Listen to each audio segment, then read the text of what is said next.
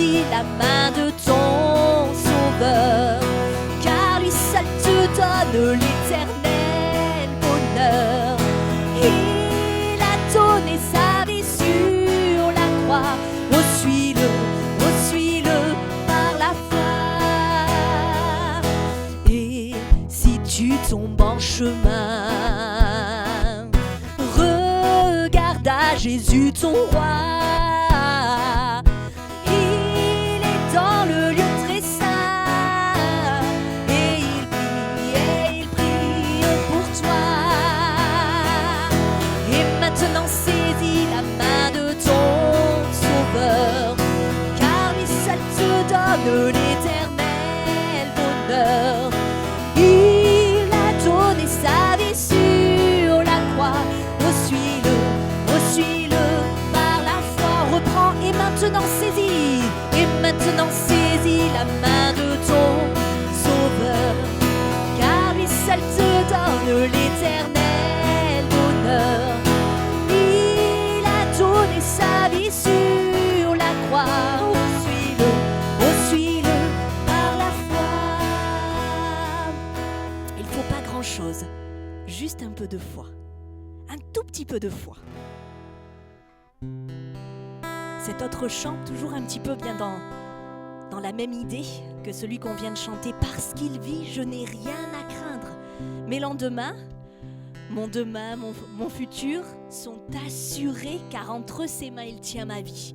D'où l'importance et la nécessité que nos vies soient entre les mains de Dieu. Amen. Parce qu'il vit, je n'ai rien à craindre.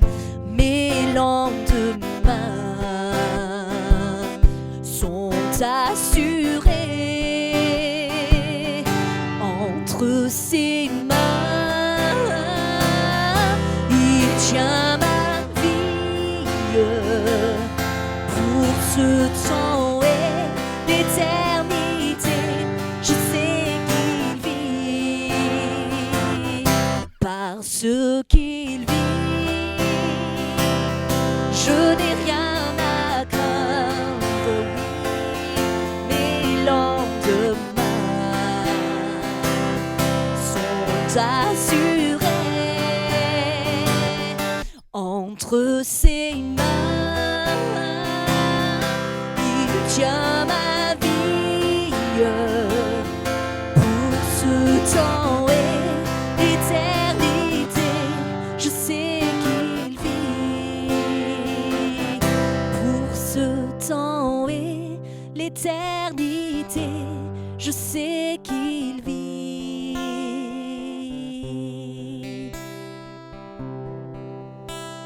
Cherchez d'abord le royaume de Dieu et sa justice,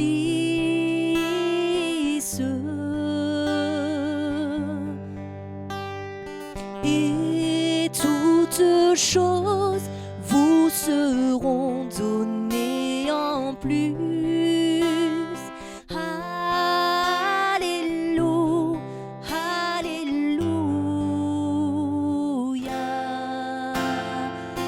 Cherchez d'abord, cherchez d'abord le royaume de Dieu et sa justice. Toutes choses et toutes choses vous seront données en plus.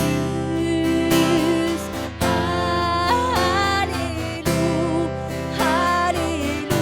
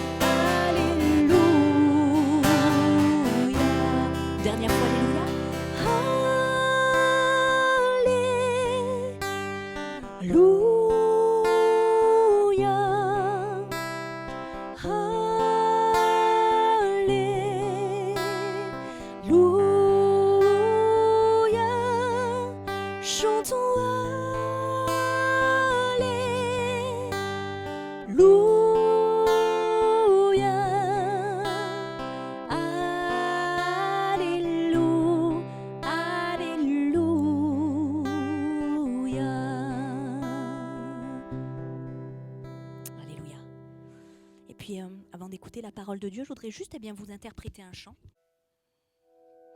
Tu veux vivre ta propre vie, tu veux prendre ton envol, et tu espères qu'aujourd'hui le monde t'offrira un rôle. Bien sûr, tes amis sont là, toujours prêts quand rien ne va. Le soutien qu'il te donne ne dure pas car il t'abandonne. Mais qui peut dire,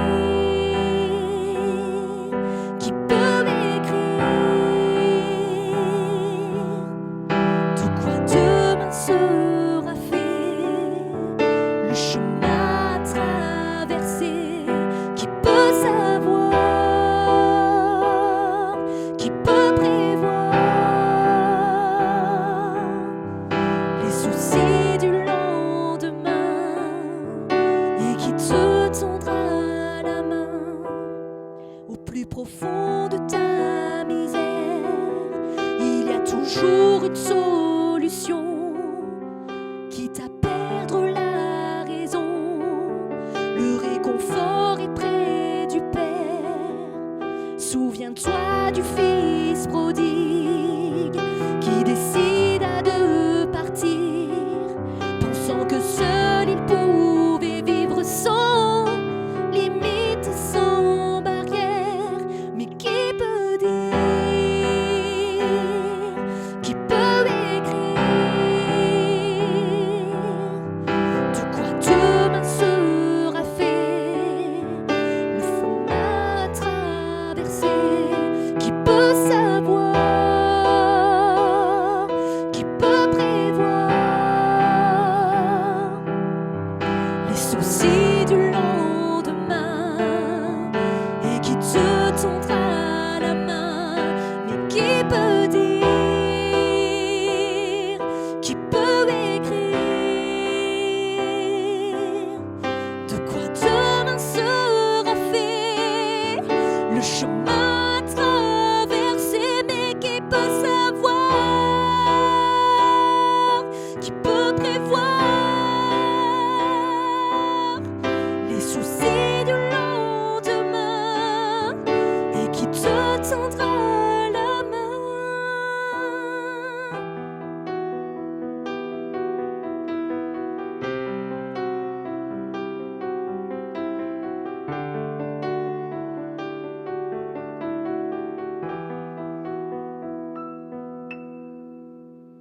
Jésus te prendra la main, te montrera le chemin. Tu es si précieux à ses yeux qu'il veut te rendre heureux.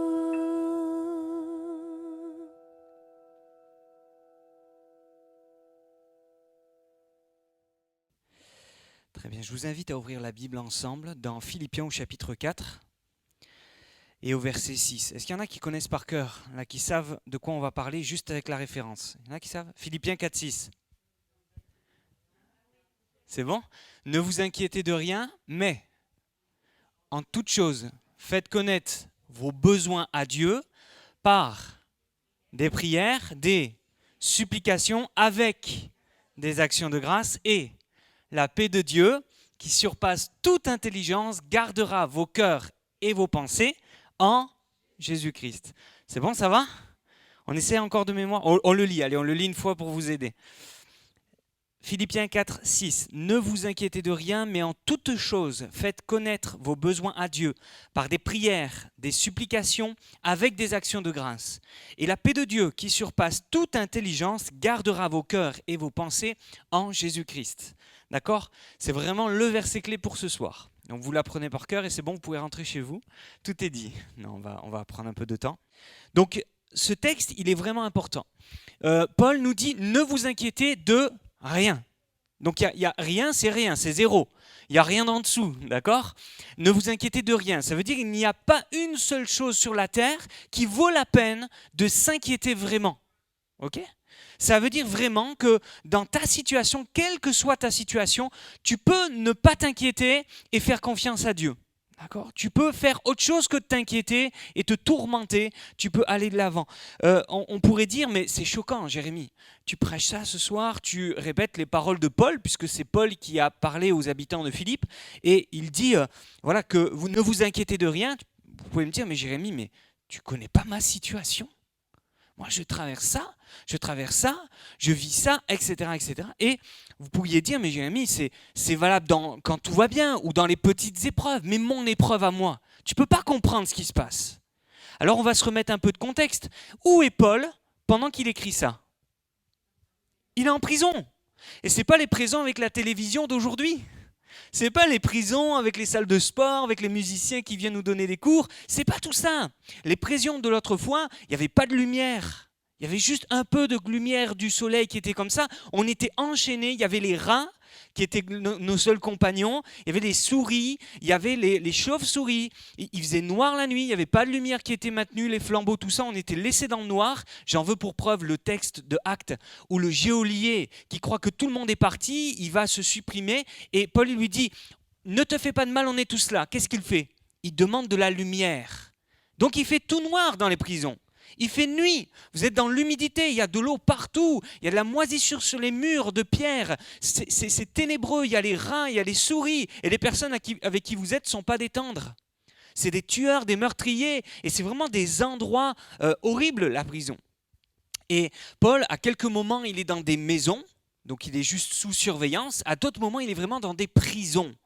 Et ça, c'est son lot. Il est là et il n'est pas là juste pour ressortir après. C'est pas t'en prends pour 6 mois et puis tu sors après. C'est peut-être la peine de mort parce que c'est pas les prisons d'aujourd'hui en France où il n'y a pas de peine de mort. Et heureusement, c'est bien qu'il n'y ait pas de peine de mort. Mais lui, il était là dans une situation où il risquait de mourir, d'être mis à mort. D'ailleurs, l'histoire nous raconte qu'il a été mis à mort ensuite à cause du nom de Jésus. C'est peut-être pas cette fois-ci, il n'est peut-être pas en train d'attendre ce jour où il va mourir, mais il est en prison. Il le dit dans Philippiens chapitre 1 verset 7, vous le retrouverez, où il dit « Moi je suis dans les liens ». Certaines traductions disent « dans la cellule », dans les liens. Et donc Paul est là et il est en train de dire « je suis en prison, je risque d'être mis à mort, mais je vous le dis, vous inquiétez de rien. Je ne sais pas vous, mais moi je serai en prison, à risquer de mourir, peut-être que je me poserai des questions. Quoique, puisque j'ai le même Seigneur que Paul, je crois qu'à la mesure de l'épreuve, il y a une mesure de grâce. Et peu importe l'épreuve, il y a toujours la grâce de Dieu, la présence de Dieu, l'Esprit de Dieu qui peut me donner de l'espoir dans ma situation. Alors je m'attends à ce que, même dans une situation comme celle de Paul, mis en prison parce que j'ai prêché Jésus, eh bien, je pourrais avoir peut-être cette joie. Probablement qu'on me laissera une Bible dans une prison en France si j'y suis et qu'on dira « Jérémie, tu peux lire la Bible », alors je la prendrai et je relirai ces textes et je pense qu'ils me seraient précieux si jamais un jour je suis enfermé pour ma foi. Je dirais « Ah, lui il disait ne vous inquiétez de rien, alors Seigneur, même si moi aussi je suis en prison comme Paul, je veux m'inquiéter de rien. » Peut-être que tu es dans une prison qui n'est pas de fer et de pierre, que tu es dans une prison d'addiction, une prison de menaces, une prison de peur, une prison d'oppression, une prison de la maladie, une prison de je ne sais quoi, dans des relations ou avec quelqu'un qui est là et qui te lie, qui t'empêche de vivre ta vie librement. Je ne sais. Peut-être même que tu es dans une prison de religion, ta religion qui t'interdit de faire ci, de faire ça, et tu te sens comme opprimé et tu aimerais tellement vivre cette liberté dans ton cœur. Paul dit, ne vous inquiétez de rien, mais en toute chose, faites connaître vos besoins à Jérémie le pasteur. Non, à Dieu. C'est ça la bonne nouvelle. Plus besoin d'intermédiaire, de médiateur autre que Jésus-Christ. La Bible déclare, Jésus est le seul médiateur entre Dieu et les hommes. Jésus est le seul médiateur, il est le seul intermédiaire. C'est par lui qu'on peut accéder au Père. C'est au travers de sa vie donnée sur la croix, de son sang versé pour le prix de mes péchés. Ne vous inquiétez de rien, mais en toute chose, faites connaître vos besoins à Dieu. Ah bon, Jérémie? Faut faire connaître mes besoins à Dieu? Il ne connaît pas tout, Dieu? Comment ça, j'ai besoin de lui faire connaître? Il sait tout, Dieu, ou pas? Oui. Dans Matthieu, chapitre 6, versets 7 et 8, il est écrit « Ne multipliez pas les paroles lorsque vous priez, comme les païens qui croient qu'à force de paroles, ils obtiendront quelque chose, car Dieu sait, avant que vous le demandiez, ce dont vous avez besoin. » Ah bon? Mais alors Jésus, tu dis que Dieu sait tout, il sait ce dont on a besoin, et après ça, tu nous dis de lui faire connaître nos besoins au travers de Paul? Il y a contradiction. C'est simplement que Dieu veut une relation intime avec toi, avec moi, personnelle. Il veut qu'on ait un dialogue, qu'on se parle, qu'on échange, qu'on puisse discuter ensemble. Vous savez, la prière, ce n'est pas que parler à Dieu. La prière, c'est dialoguer avec Dieu, avoir un échange. Je lui fais connaître, mais je m'attends à sa réponse. Je lui demande quelque chose et je m'attends qu'il dise « oui, non, attends », mais qu'il me dise quelque chose. Je parle à Dieu, je lui dis ma tristesse, je lui dis tout ça, et je m'attends à ce qu'il me réponde par sa paix, par sa présence, par son amour, par sa parole. Je pose des questions, je parle à Dieu, je lui dis combien je l'aime, combien je le loue, combien je l'adore, combien je crois en lui, combien je suis fier de lui appartenir, non pas fier orgueilleux, mais fier dans le sens plein d'espoir. Et je suis sûr de moi, plein d'assurance. Seigneur, je te connais, je t'aime, tu as ouvert la mer Rouge et tu as surtout ouvert mon cœur qui était dur. Et tu as su trouver un chemin pour lui parler et pour le rassurer. J'ai une relation avec toi. Dieu veut une relation avec nous. C'est pour ça qu'il dit, je sais ce dont tu as besoin, mais j'aimerais bien t'entendre me le dire. Confie-moi tes besoins. Parle-moi. Imaginez-vous que vous avez un enfant et qui dit, bon, papa et maman, ils savent de quoi j'ai besoin, alors je leur dis jamais rien. Ça serait dommage. Que votre épouse ou que votre époux, il vous aime et il dit, oh, de toute façon, elle sait que je l'aime ou il sait que je l'aime, donc je lui dis jamais. Non, j'ai besoin d'entendre. Et Jésus dira à un moment donné, vous ne recevez pas parce que vous ne demandez pas. Ou vous demandez pour satisfaire vos propres désirs. Mais au-delà de demander mal, il y a d'abord de demander. Demandez et vous recevrez, dit la Bible. Il faut prendre ces paroles avec foi, dire c'est Jésus qui les a dites, donc je m'appuie sur elles. Jésus a dit demandez, vous recevrez, alors je vais demander avec foi et je vais m'attendre à vivre quelque chose. Mais je vais demander. Je ne vais pas rester silencieux. Faites connaître vos besoins à Dieu. Il les connaît déjà, il sait tout, mais il aime qu'on se tourne vers lui et qu'on démontre notre foi. D'autant plus que notre relation avec Dieu, c'est la première chose qui nous a été volée. Dans le jardin d'Éden, Dieu venait visiter Adam et Ève une fois par jour. Oui ou non? On le lit dans la Genèse, vous pourrez le lire. Tous les soirs, Dieu venait et avait un moment avec l'homme et la femme. Il avait un moment personnel avec eux parce que c'est pour ça que Dieu a créé les hommes, pour avoir un échange, une relation avec eux. Et qu'a fait le péché? Le diable, il a fait rentrer le péché et le péché a mis une séparation entre Dieu et les hommes. C'est pour ça qu'on a besoin d'être pardonné de nos péchés, de confesser nos péchés pour qu'on ne soit plus séparés de Dieu, mais qu'on soit réunis, réconciliés avec lui. Et c'est exactement ce que Paul va encourager ceux à qui il écrit et à nous, les premiers, puisque cette lettre nous est aussi adressée. Il dira, ne vous inquiétez de rien, mais en toute chose, faites connaître vos besoins à Dieu. On t'a volé ta relation avec Dieu. Le péché t'a empêché de te faire entendre par lui et même de croire qu'il peut t'entendre. Combien de personnes dans le monde disent, oh Dieu, il doit être trop occupé, j'ose pas le déranger. Ou alors combien de personnes ont fait une petite prière au passage comme ça, ils ont dit, ça marche pas, regardez, il répond pas. Mais oui, mais pour être entendu de Dieu, il faut que ce mur de péché soit brisé, soit ôté. Et le seul moyen que ce mur soit enlevé, c'est de croire que Jésus-Christ est venu sur la terre pour sauver mon âme, pour l'arracher de ses péchés, pour racheter ma vie et la réconcilier avec Dieu. Faites connaître vos besoins à Dieu. Comment? Par des prières. Une prière, on pourrait remplacer le mot prière par requête. Une simple requête. Ça vous arrive de demander des choses simples à Dieu? Qu'est-ce que vous demandez au Seigneur? Comment? À manger. Merci Seigneur pour ce repas. Donne-moi. Oh, ah Seigneur, où est-ce que j'ai posé mes clés? C'est une requête, Seigneur. Montre-moi où j'ai posé mes clés. Vous l'avez déjà faite cette prière? Les clés ou autre chose que vous avez perdu, on l'a fait? Non? Moi je l'ai fait, hein, c'est vrai. Ouais, en permanence, certains. Il y en a qui ont une passoire comme moi. Et donc, oui, des choses simples, vous savez, une requête. Seigneur. Voilà. Ou alors, oui, Élie? Qui fait beau, qu'il fasse beau. Voilà. Ça vous est arrivé de dire Seigneur, fais qu'il fasse beau, s'il te plaît. Est-ce qu'on peut faire cette prière? On a le droit ou pas? Bon, je crois que Dieu est d'accord avec toutes les prières. Il n'est pas dit qu'il exaucera toutes les prières, parce que si le fermier ou le comment on dit, l'agriculteur, il dit s'il te plaît envoie la pluie, ben, il va y avoir contradiction. Il va faire quoi? Il va faire ce qui embête le moins. Il va faire ce qu'il veut, ce qui est le meilleur surtout. En tout cas, on peut demander plein de choses à Dieu. Seigneur, fais qu'une place de parking se libère. Ça, on l'a fait. Ah, ça, celle-là, on la connaît. Celle-là, on la connaît aussi. Hein. Ça, c'est une prière, on fait. Ok, on appelle ça des requêtes. Ou alors, tout simplement, on commence la journée. Seigneur, je te remets mes enfants, garde-les. Ils vont à l'école, garde-les. Aide-les à apprendre à l'école. Aide-moi à l'examen, etc. Bon, des requêtes, on va dire, quotidiennes et assez simples, voilà, de tous les jours, je vais dire.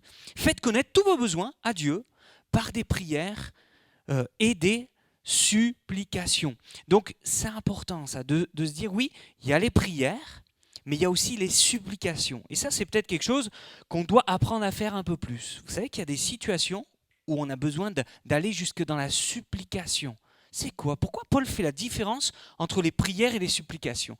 Parce qu'il y a les prières quotidiennes, les prières, bon, si je ne trouve pas mes clés tout de suite, il n'y a pas mort d'homme, mais parfois, il y a des prières où là, je vais supplier Dieu. Aie pitié de moi. Aie pitié, parce que là, si tu n'interviens pas, c'est la catastrophe. Seigneur, je t'en supplie. Ça, la supplication, elle va se manifester sous plusieurs formes. Elle va peut-être sous le fait qu'on va répéter. On va dire, Seigneur, je t'en supplie, aide-moi. Et puis le lendemain, Seigneur, aide-moi. Et on répète de tout notre cœur, on crie à Dieu vraiment. La répétition, je me rappelle de Paul, qui à un moment, il dit, par 3 fois, j'ai demandé au Seigneur de me délivrer, de me guérir de cette écharde que j'avais dans la chair. Pour le coup, on voit que Dieu a dit, ma grâce te suffit. Il avait vraiment besoin, je pense que dans son ministère, c'était quelque chose qui le gênait. Et puis il a compris qu'en fait, que Dieu permettait ça pour qu'il ne s'enorgueillisse pas. Voilà. Dieu, des fois, il laisse des choses, même si on lui demande avec répétition et insistance, il dit, ma grâce te suffit parce que ma puissance s'accomplit dans la faiblesse. Alors je me glorifierai bien plus de mes faiblesses, etc. Il a appris une leçon, mais il a supplié Dieu. 3 fois, il a demandé. Et le Seigneur a dit, voilà. Une autre manière de supplier Dieu, c'est cet aveugle. Vous vous rappelez de l'aveugle? Je crois que l'aveugle, c'est ça. C'est dans Marc, chapitre 10, verset 46, par exemple. On l'a aussi dans Luc, bien sûr, où il y a Bartimée, le fils de Timée, qui est là, qui est aveugle, qui n'y voit pas. Il entend que Jésus passe par là. Qu'est-ce qu'il va faire? Il se lève? Non, pas il se lève. D'abord, il crie. Il dit « Fils de David !» Alors, je ne vais pas crier vraiment, hein, mais j'imagine ça a été très très fort. Il n'a pas eu honte. « Fils de David !» Il avait les yeux fermés, il ne voyait rien, il ne savait pas où il était, mais il voulait être entendu. « Aie pitié de moi !» Et les gens, ils disent « Chut, tais-toi, tu déranges là. »« Fils de David, aie pitié de moi !» Il crie encore plus fort. Peu importe ce qu'en pensent les gens. Il ne se laisse pas intimider.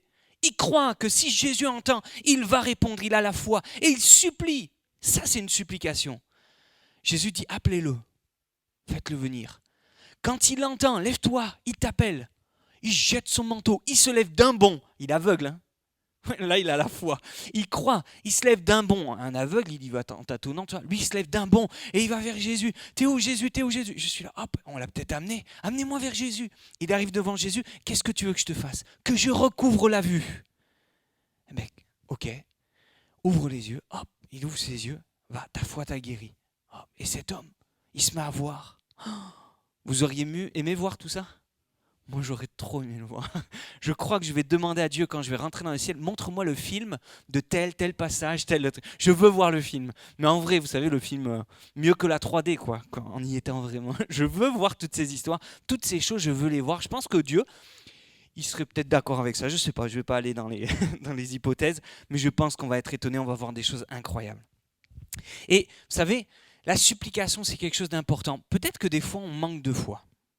C'est bizarre la phrase, mais vous avez compris.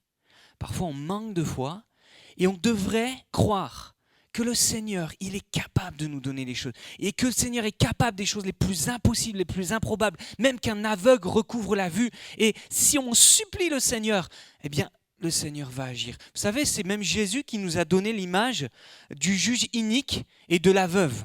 Vous vous souvenez de cette affaire ?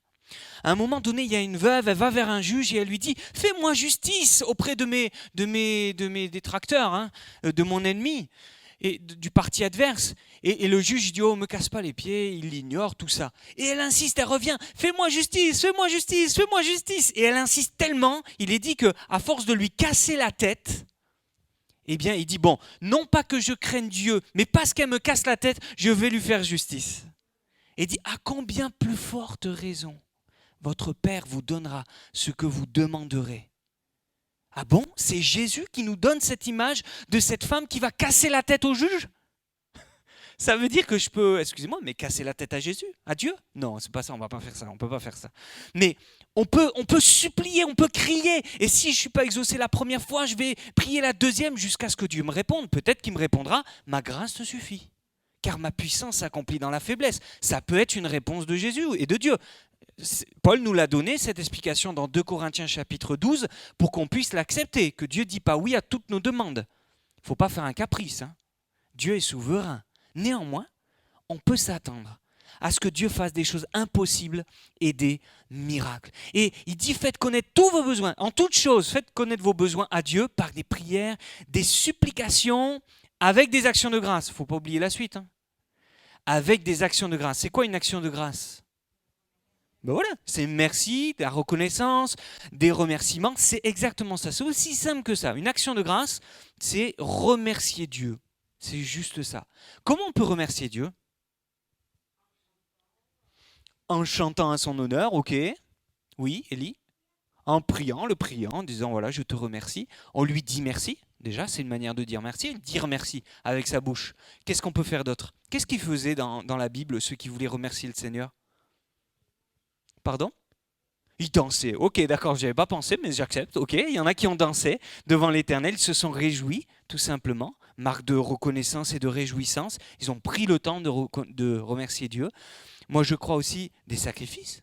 Ils ont apporté une offrande à l'Éternel, un sacrifice, quelque chose qui leur coûtait. Ils ont dit, Seigneur, je te remercie, je te donne ça parce que tu m'as béni, alors je veux te manifester ma reconnaissance par ça. C'est possible aussi de faire ça à Dieu. Oui? Ben oui, bien sûr. Plein de choses comme ça. Donc, des actions de grâce, avec des actions de grâce. Dans la Bible, dans Luc 17, verset 12, il est parlé de 10 lépreux. Qu'est-ce qui s'est passé avec ces lépreux?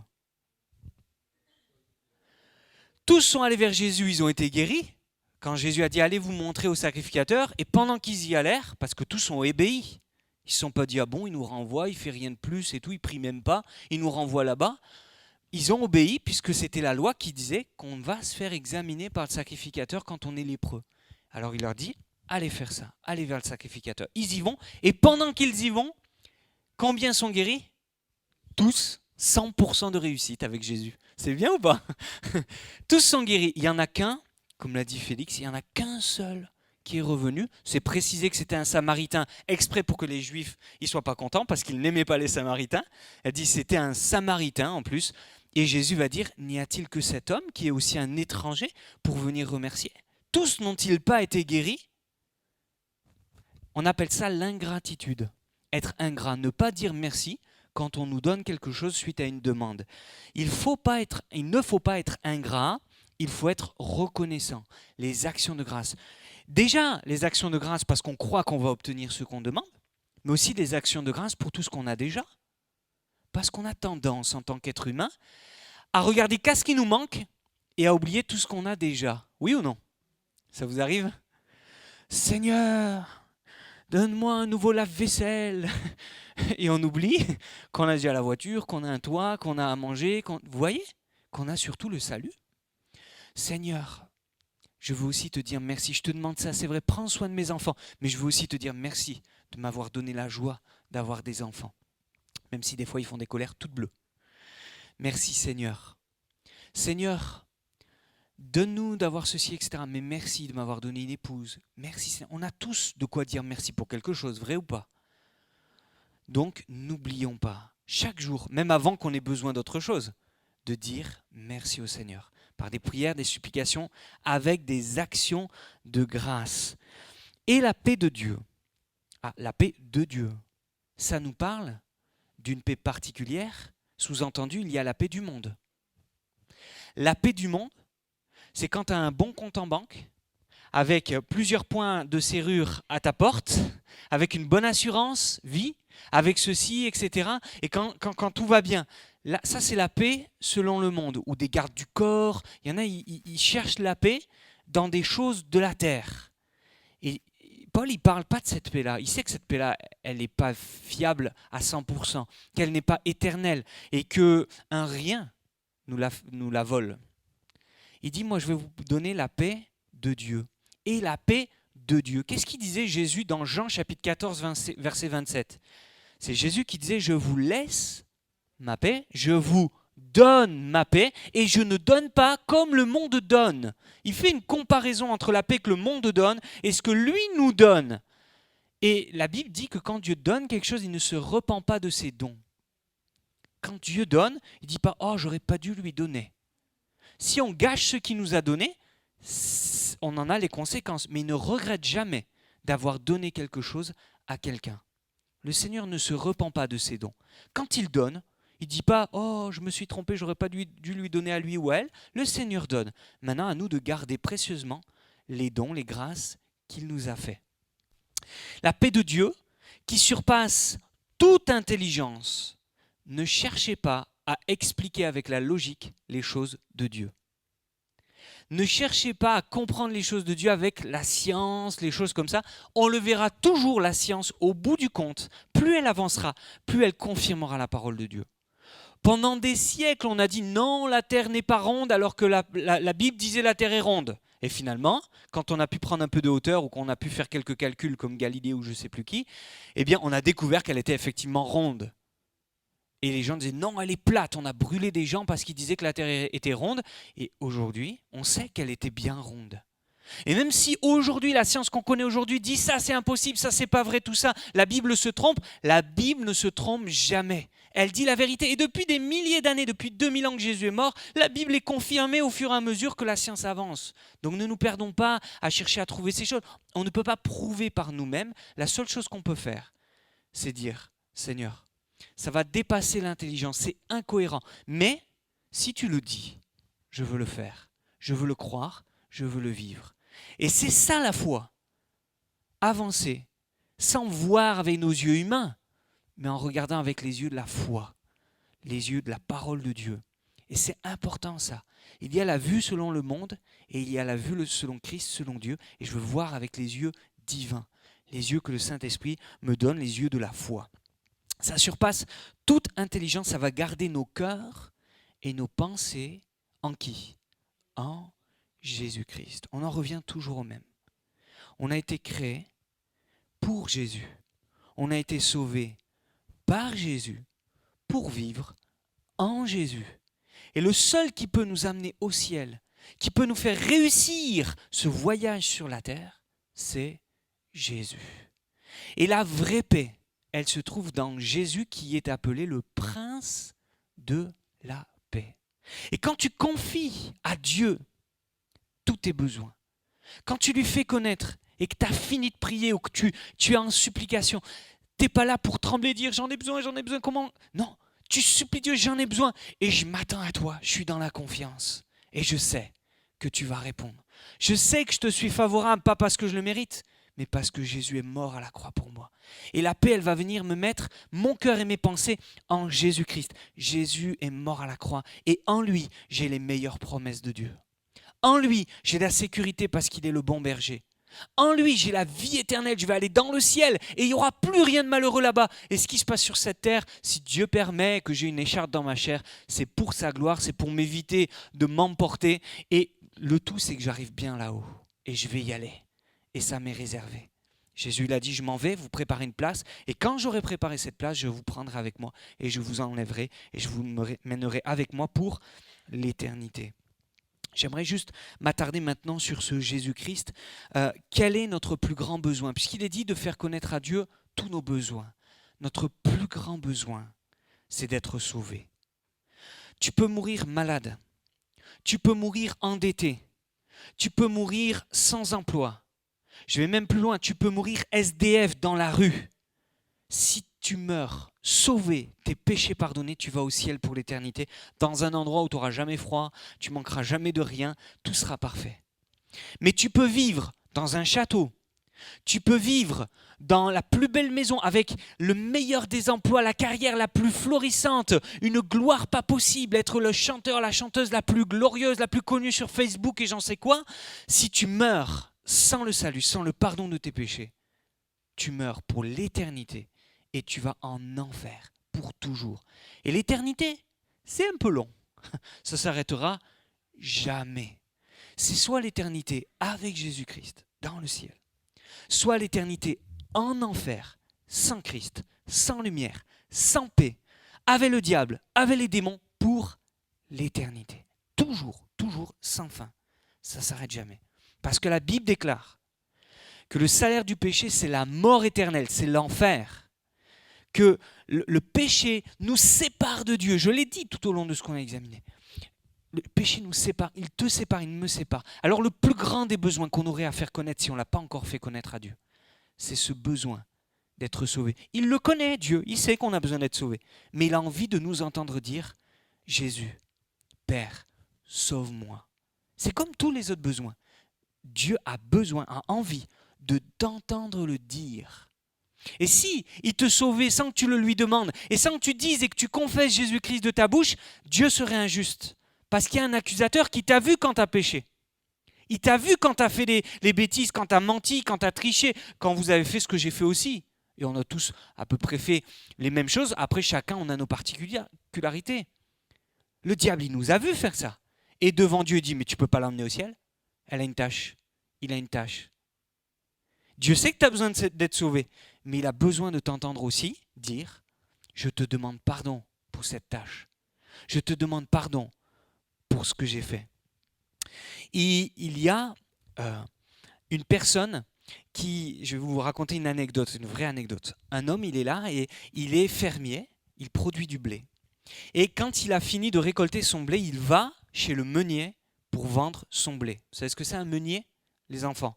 Un meunier, c'est quelqu'un qui travaille au moulin pour casser le grain, pour moudre le grain, on dit, et pour en faire de la farine. Ok? Ça, c'est le meunier. Et donc, le fermier, il va vendre son blé chez le meunier. Et le meunier commence à peser la charrette. Le fermier, sans se laisser voir, il se met sur la balance et comme ça, il rajoute son poids. Et puis après, on vide la cargaison, la charrette est repesée et là, il ne s'y met pas. Et le fermier, il est tout content, il dit wow, « on ne m'a pas vu, comme ça, on va me rajouter le prix de mon propre poids. » Vous n'y avez pas pensé? Et bien maintenant, vous savez comment tricher. Non, c'est pas bien, hein? Attention. Le fermier fait ça. Quand on pèse la cargaison entière, il se met dessus et après il se retire. Une fois que la cargaison est vidée, comme ça fait plus de poids. C'est comme s'il vendait 60-70 kilos en plus. Et il est tout content. Et en partant, on le paye la totalité du prix et il est super content parce qu'on ne l'a pas vu. Et là, il dit, chouette, j'ai gagné tant d'argent. Il va pour repartir et puis voilà que le meunier lui dit, hey, vous voulez pas manger? Venez manger, je vous invite à un repas, venez manger chez moi, restez chez moi, je vous invite à manger ce soir chez moi, il est tard, venez avec moi. Le fermier, il se dit, bon, je vais rester avec lui, tout ça, et il mange. Et le repas dure longtemps, très longtemps, il dure. Et le fermier, il n'a qu'une envie, c'est de rentrer chez lui. Et au bout d'un moment, il n'y tient plus, il dit, bon, il faut que je m'en aille.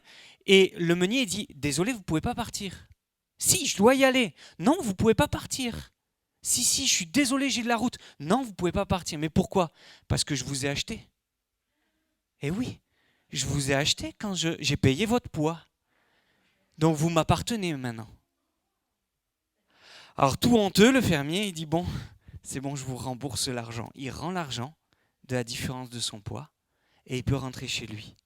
C'est une anecdote réelle, mais pour nous expliquer quoi? Qu'à chaque fois qu'on pêche, qu'on triche, qu'on vole, qu'on ment, bref, qu'on désobéit à ce que Dieu a prévu pour nous, on se vend à Satan. Comme esclave à Satan, au diable.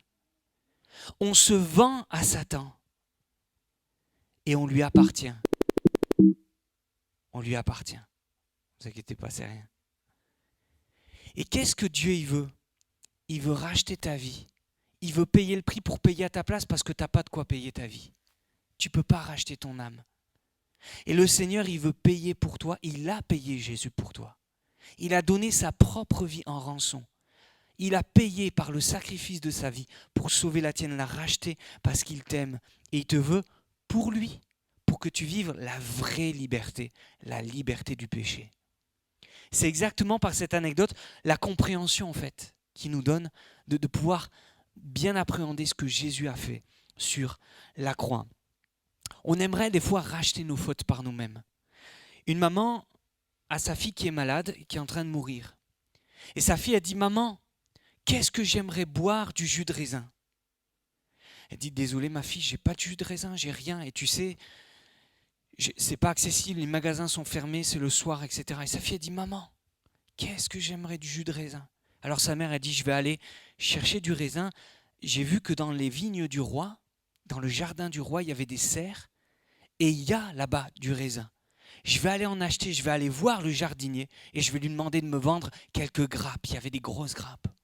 Et la maman, elle va au jardin, comme ça, elle voit le jardinier, elle lui dit « Écoutez, je voudrais vous acheter les grappes tant d'argent. » Et le jardinier, il se met en colère. « Non mais vous prenez le roi pour qui? Rentrez chez vous. » « Mais c'est pour ma fille qui est malade. »« Non, rentrez chez vous. » La maman, elle rentre et puis elle se dit « J'ai peut-être pas donné assez. » Elle retourne voir le jardinier, elle dit « Écoute, je vous donne le double, mais il me faut ça pour ma fille. » Et le jardinier s'irrite « Mais vous prenez le roi pour qui? Rentrez, partez de là. » La maman rentre et voilà que le fils du roi entend que la maman voulait acheter du raisin pour sa fille. Et il entend que ce qui a été rapporté est dit à cette femme. Alors il dit « Madame, venez me voir. Je suis le fils du roi et j'aimerais vous dire quelque chose. En venant proposer de l'argent pour le raisin, vous offensez le roi. Maintenant, si vous étiez venu dire « Donnez-moi du raisin s'il vous plaît pour ma fille », il vous l'aurait donné. Mais le roi n'a pas besoin de votre argent. Venez avec moi. Il a pris la maman, il a pris les grappes, il lui a donné le raisin, il a dit « Rentrez. » Mais c'est gratuit. Le roi n'a pas besoin de votre argent. Et c'est exactement comment on fait nous. On aimerait une grâce, une bénédiction. Et on dit, Seigneur, qu'est-ce qu'il faut que je fasse pour mériter la guérison? Peut-être qu'il faut que je jeûne. Alors je vais jeûner 3 jours. Et si je ne suis pas guéri, il faut que je jeûne 2 semaines. J'ai peut-être pas donné assez de dîmes au dimanche. Je vais donner plus d'argent. Et on croit qu'on doit acheter des choses de la part de Dieu. Le Seigneur, il dit, tu ne peux pas payer. Et je n'ai pas besoin de ton argent. La seule chose que je veux, c'est que tu me demandes. Fais-moi connaître tes besoins et je te donne gratuitement parce que je t'aime. Tu ne peux pas payer et je n'ai pas besoin de ton argent. Je n'ai pas besoin de tes efforts, je n'ai pas besoin de tes mérites. Je veux te sauver gratuitement. Maintenant, si après pour me remercier, tu veux m'offrir ta vie et tu me donnes ta vie, là tu me feras plaisir. Mais pas pour mériter, juste parce que c'est normal et parce que tu m'aimes. Si ce n'est pas sur la base de l'amour, si c'est pour avoir quelque chose par intérêt ou en retour, ne fais rien, je préfère que tu fasses rien. Mais si c'est par amour que tu fais ça pour moi, alors tu seras un bon serviteur, une bonne servante. Mais ne me paye pas pour le salut. Jésus a payé pour toi. Et il a payé le prix cher. Parce que tu es précieuse et parce que tu es précieux. On s'arrête là? C'est bon? On prie? Vous voulez bien? On va fermer nos yeux. Demander à Stéphanie de revenir. Elle a prévu un chant. Et j'aimerais simplement nous rappeler cela. Le Seigneur, ce soir, et Paul, par la parole, par la Bible, par cette lettre qu'il a laissée et qui nous est parvenue, nous dit quelque chose d'illogique et même de choquant peut-être dans la situation où vous êtes. Ne t'inquiète de rien. J'aimerais te dire que Paul, il est en prison. Alors si lui, il est capable de dire en prison, ne vous inquiétez de rien, on me menace de mort, mais moi je suis dans la paix, j'ai trouvé la vraie paix, on peut le croire, c'est qu'on peut lui faire confiance. Il donne un bon conseil. Il dit ne t'inquiète de rien. Déjà, c'est le choix que tu peux faire ce soir. Je veux arrêter de m'inquiéter. Je veux arrêter de chercher par moi-même des solutions, de courir à droite, de courir à gauche, de crier partout à l'aide sans m'adresser à celui vraiment qui peut prendre soin de moi. Ce soir, j'aimerais nous ramener à l'essentiel. Ne nous inquiétons pas de quoi demain sera fait.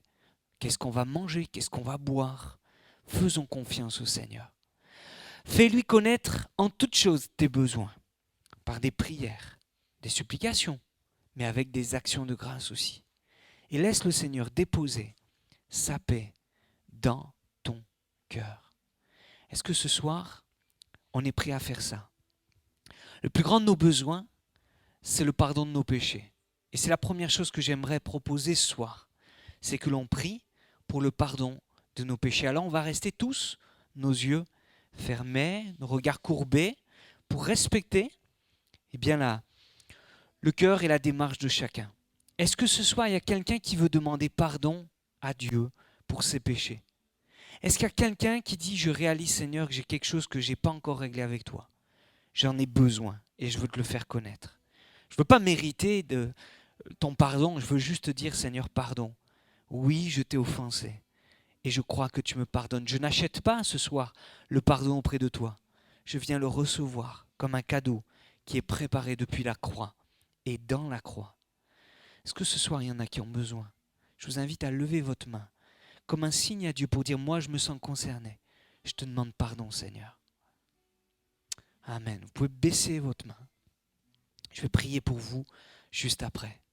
Maintenant, est-ce qu'il y a quelqu'un d'autre qui, ce soir, veut faire aussi connaître ses besoins, peut-être d'autres besoins? Ça peut être un besoin de guérison, un besoin financier, un besoin de paix, un besoin de réconciliation familiale, un besoin de courage, un besoin de force, un besoin de direction.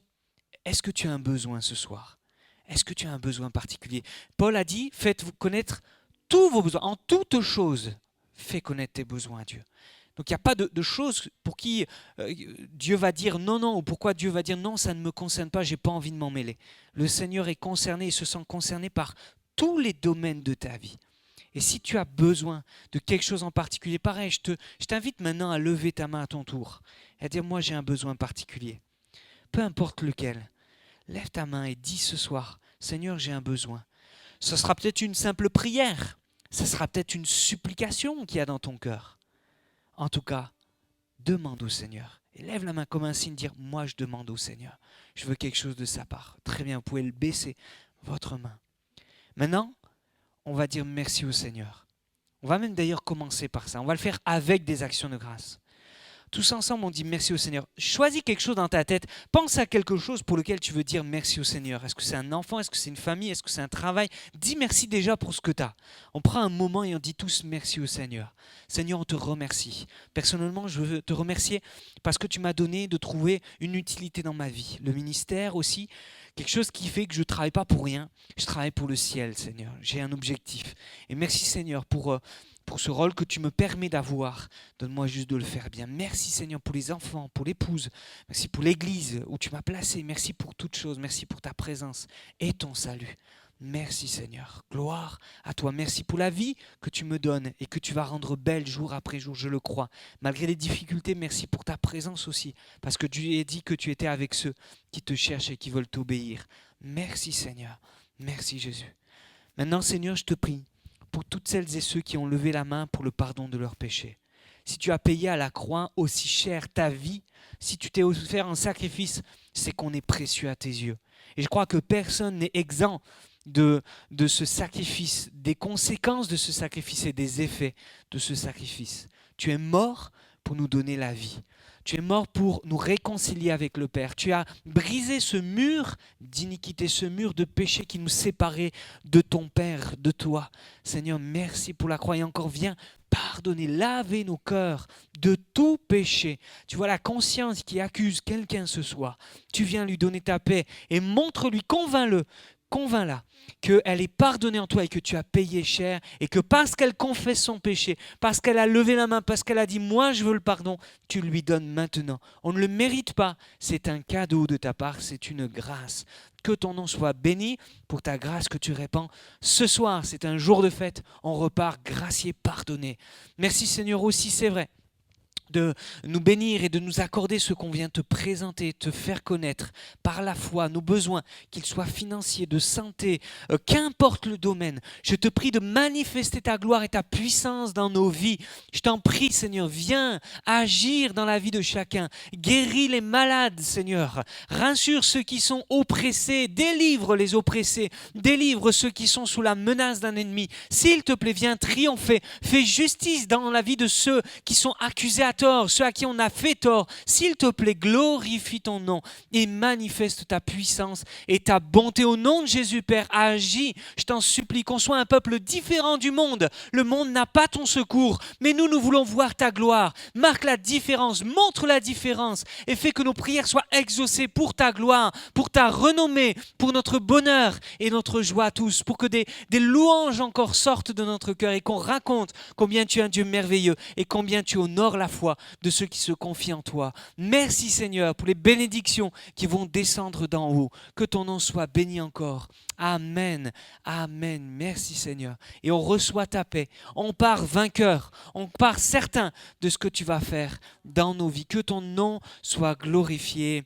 Amen. Amen. On va écouter un chant que Stéphanie a encore préparé et on va peut-être réfléchir aussi aux paroles. Peut-être quelqu'un est en lutte avec ce message de l'évangile. Peut-être que quelqu'un ne croit pas, n'arrive pas à demander pardon pour ses péchés, à croire que Jésus est vraiment mort à la croix pour lui. Peut-être que quelqu'un ne comprend pas en quoi il a besoin d'un sauveur. On va écouter ce chant et je vous invite vraiment à laisser Jésus parler à votre cœur. Amen. Amen. Merci Seigneur.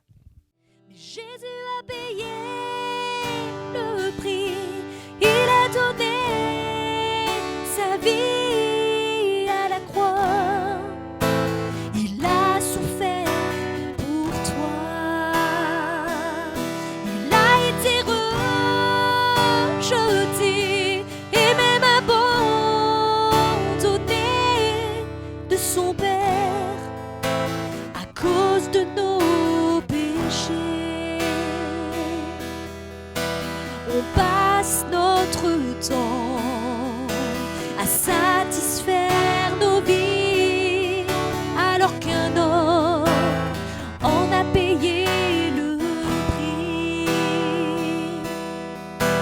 La richesse et la gloire sont notre identité, mais Dieu offre gracieusement l'éternité. Jésus a payé le prix, il a donné sa vie à la croix, il a souffert pour toi, il a été rejeté et même abandonné de son ciel à cause de nos péchés. Mais aujourd'hui il est là et il veille sur toi de son ciel. Il te fait cette promesse que si tu t'attaches à lui, que tu lui confies ta vie, ne crains pas, dans son ciel il te prendra.